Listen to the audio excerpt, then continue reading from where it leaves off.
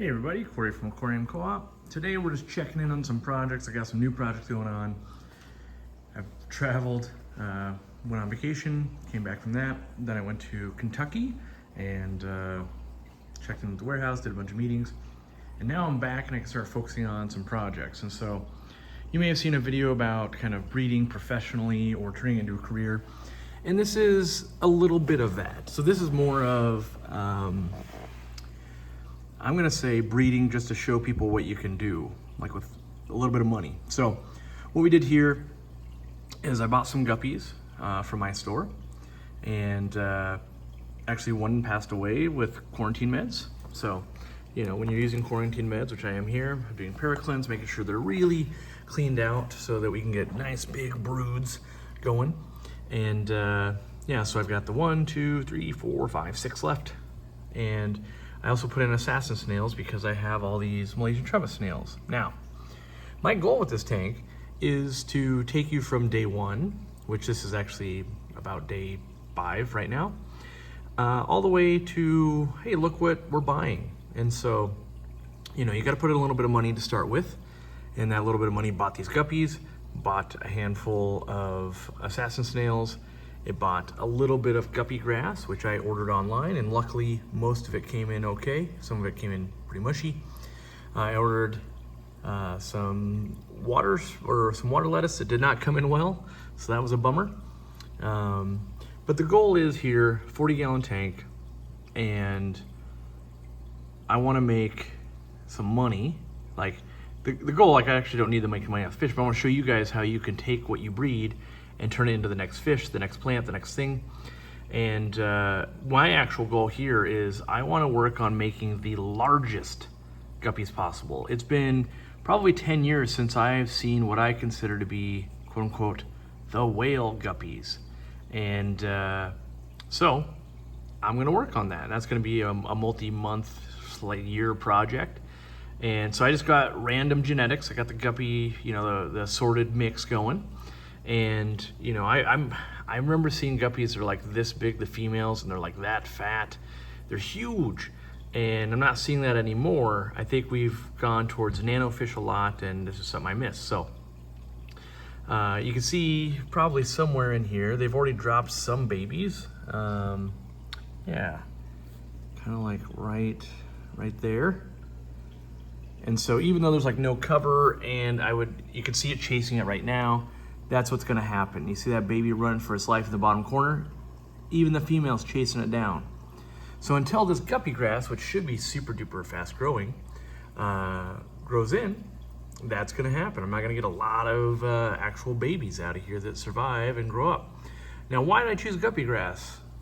I don't even sell it. Well, that's exactly right. It is a plant that does not ship very well. And so my retail store, I used to supply it all the time, and it's a great plant. The problem is that it doesn't ship.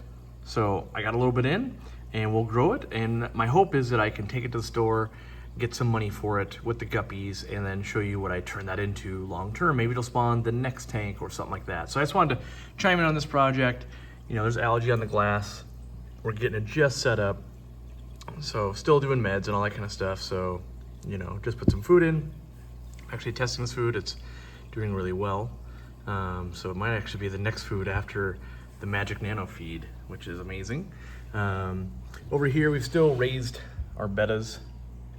You know, these guys were just leftover betta simplex, and you can see all the different baby sizes. And what I want to show here is mostly, you can see them all the way from here. Oh, that's a glare. You can see them all the way, you know, this little guy right here, and all these different sizes are from the same batch. And so that's very regular to happen when you get these fish that kind of race ahead. They get the lion's share of the food. And if you don't get in there and actually, you know, separate them out, that'll happen, which is okay. In this instance, we're not trying to raise a bunch. In fact, I really just need to get in here and catch them and like bring them to the store and let someone buy them. Because if I wait too long, they will grow up again and breed again. So over here, you can see we've got the mollies still, and I've got all this dwarf Sagittaria. And there's still fry left from what was in here before. The Nezzies, which is kind of cool, swordfish, or swordtail, sorry, not swordfish. And then we've got the Cyprichromis back there just chilling. And you can see the plants are purling, doing their thing. They're enjoying life in there. So, you know, I'm not gonna chime in on every tank or anything like that, but mostly just, you know, showing you off stuff that's in here. You can see those shrimp that are pretty good algae eaters. Got those from Eric Lucas. Yeah, what else we got? Oh, I'm testing, yeah. So again, testing. We've got the AquaClear full line of the AC. So, you know, so normal AquaClear, and then the AC line, the new one. You can see some of the differences right here. This is the compartment, if you will, and then the compartment here. Spoiler alert, still like this one better. Like, not the actual filter. There's definitely pros and cons, but like some of it we could do right now, where if I turn the water off or the power off.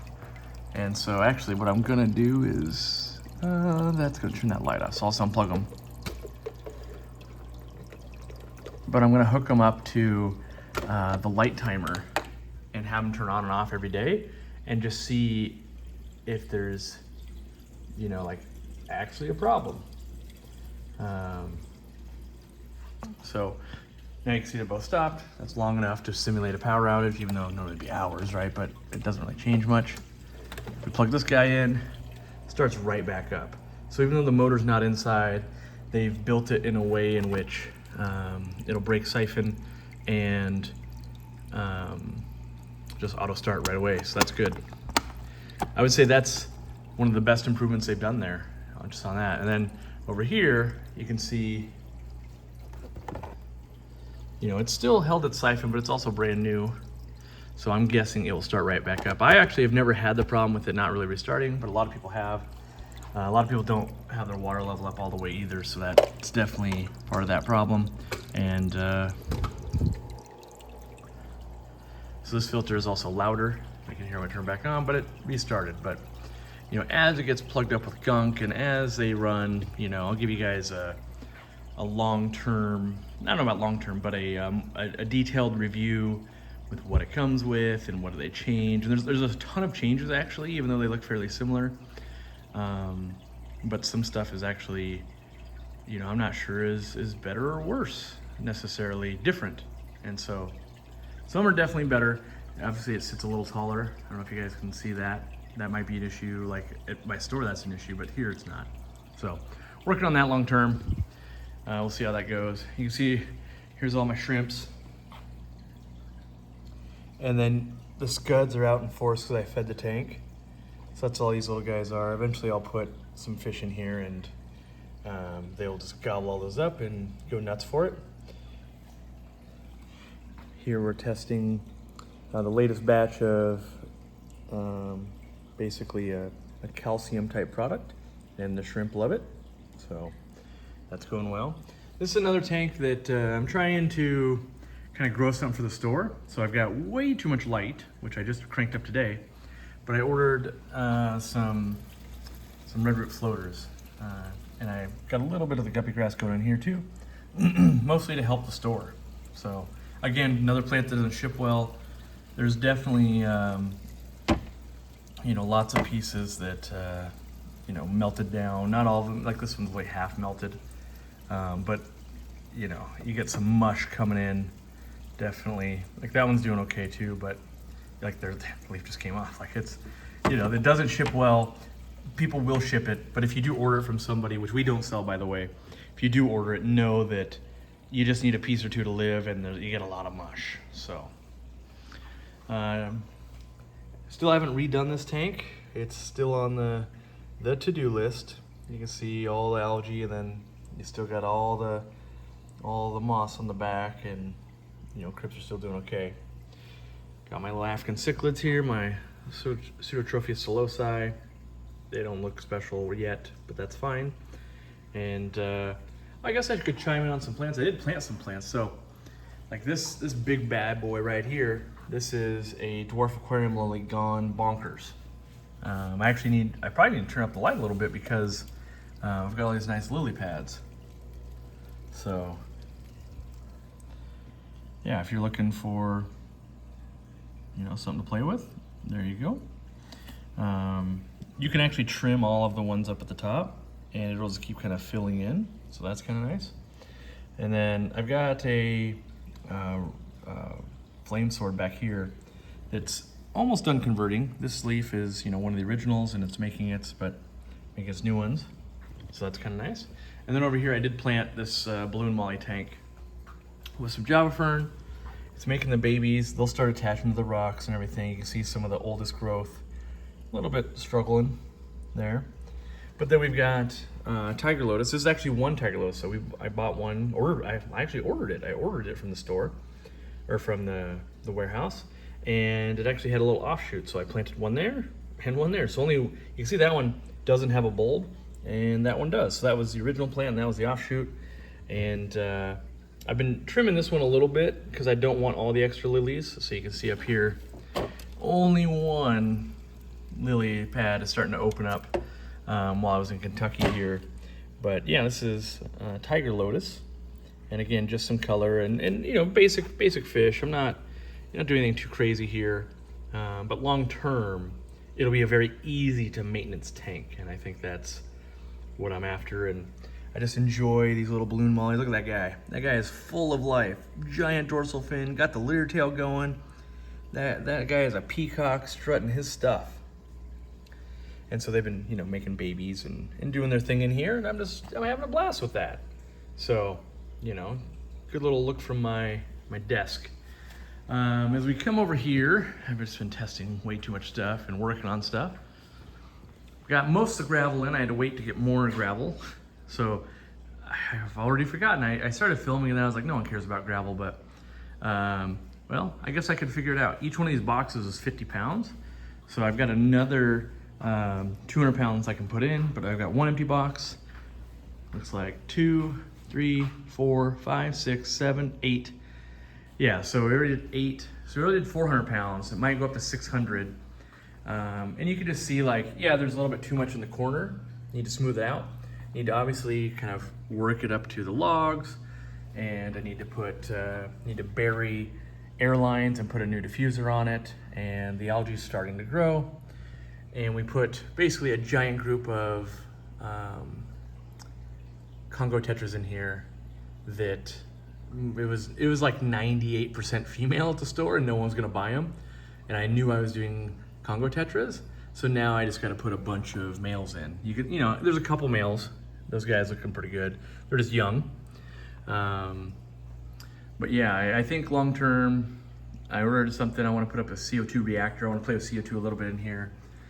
Need to close up the side, but we do have the big canister filter plumbed in. Removed the piece of wood that was here so that it will sit down low enough so that it doesn't have to sit on the outside. So just hadn't closed it up really because I was out of town and kind of keep going and coming. And yeah, not dosing any easy green or anything right now because there's no plants, no reason to be putting extra nutrients in there. But I'm going to, I think the plan is Vallisneria towards the back, and then I've got to decide, do I want to try to do like a Java fern, or is it crypts up front, kind of around? I like to put stuff around the logs because it helps blend the line. When you use fake stuff, it looks fake. But when you put live stuff on fake stuff, it looks a lot more real. Now the problem is I grabbed this log and it's got blue-green algae on it, apparently, even though I scrubbed it down and it wasn't this bad. So I need to dose with erythromycin or Maricin, which sucks because it takes a whole thing of it, and that's like 70 bucks. So that part is a bummer. And then it also is coming back in here, which it was gone. It was gone, so when I moved it. Obviously I wouldn't move it when it was covered. So I gotta dose this one as well when I've got my two little goldfish here, my shubunkins. So yeah, it's kind of what's going on. I just thought, quick little update with what I'm testing, what I'm working on. You know, it's a slow and steady process here that just nothing, I'm not winning any shows, not winning trophies and stuff, but it's what's going on behind the scenes. I do think we're getting to a point where I'm gonna enjoy it. Like, this tank has always looked pretty good. I just have all these filters on it, so that doesn't help look good right now. Again, testing out the calcium product for shrimp and snails, and they like it, so that's always a good sign. Got these little bad boys, and yeah, the food that I'm testing, I'll show you guys how it works, just because I love it. Basically, it's I don't know what size to call this, but I fell in love with it 2 or 3 years ago in China at a manufacturer. I've been trying to explain it to them to get it back ever since. And so here's the pellet.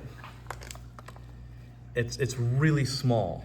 Like, it's not nano, and it's smaller than small. It's in between, but it floats really, really well. And they actually sent me a floating and a skinny version, but I like the floating version. And the Congos, it's the third time I've eaten it today. They go nuts for it. And I think, well, and the Guppies and everything, it's a bigger pellet than nano. However, it's the perfect bite size. Like this is like popcorn chicken size for them. Instead of like chicken nuggets or chicken strips, which, you know, they gotta take bites and it takes a long time to eat it, but like look how fast that went. Where if I put bigger pellets or anything else in their flake, they don't eat it that fast. Like it's literally gone. And you can see their bellies, like they've been eating it kind of all day. I've been just testing it. And so I've actually requested like, okay, I only got a sample of small. I want a whole kilo of it. I want to test at the store. I want to see what types of fish really embrace this, you know, because in the fish room, I've only got so much. And you want to know, like, I don't have any gouramis. Do gouramis love it? What about just fancy bettas, right? We've got lots of those at the store, and I can try different groups of fish and really figure out what's the best way to market this, what really likes it, what doesn't like it. Like almost any food, any fish will eat, but there's definitely what do they really love. And the response for this has been very, very good with these guys and Guppies so far.